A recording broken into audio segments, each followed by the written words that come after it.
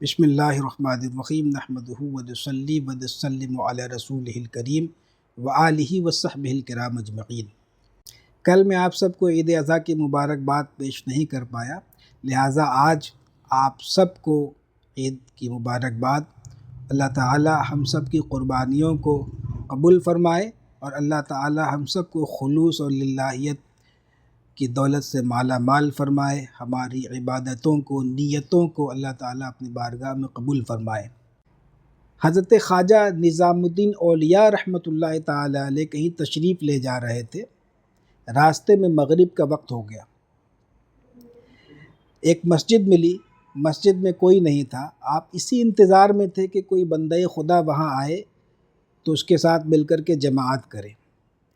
اس سے پتہ چلا کہ دیکھیں جماعت کی کتنی اہمیت ہے، کہ بزرگان دین اللہ والے جماعت کا بڑا اہتمام کرتے تھے۔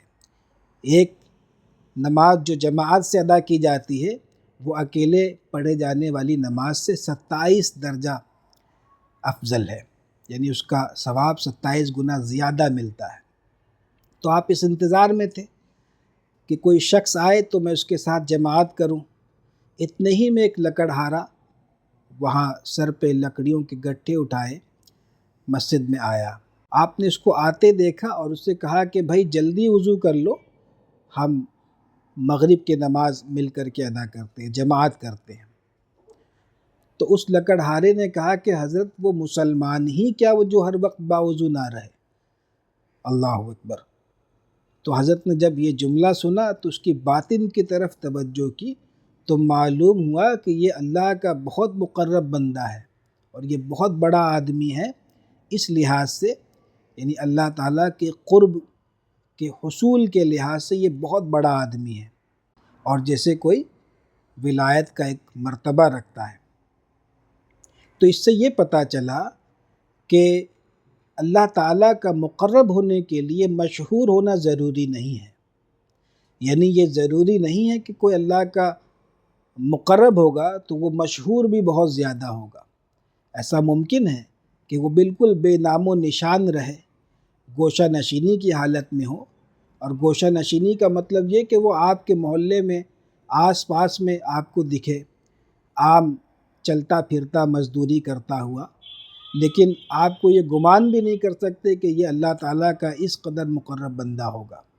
تو اللہ تعالیٰ کے بہت سارے بندوں میں ایسے ہی چھپے ہوتے ہیں جو اللہ تعالیٰ کے یہاں قرب کا ایک خاص درجہ، ایک مرتبہ رکھتے ہیں، لیکن ہم لوگ انہیں نہیں پہچان سکتے۔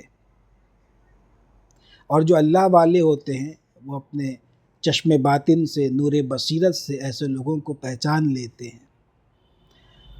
تو پتہ چلا کہ مقرب ہونے کے لیے مشہور ہونا ضروری نہیں ہے، اور ایسے ہی اگر کوئی مشہور ہو تو یہ اس کے قرب کی بھی دلیل نہیں ہے۔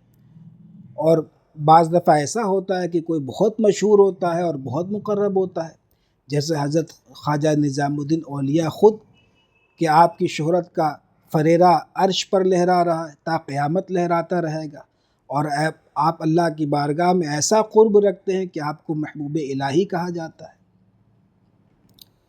تو یہ اولیاء کے مختلف شیڈز ہیں۔ آپ جب کتابوں کا مطالعہ کریں گے، تصوف کی کتابوں کا اور اولیاء اللہ کے سوانے کا، تو اس میں آپ کو مختلف اولیاء کے شیڈز، ان کے اوصاف دکھیں گے۔ تو اللہ تبارک و تعالی ہم سب کو علم نافع اور خیر کثیر عطا فرمائے۔ السلام علیکم ورحمۃ اللہ وبرکاتہ۔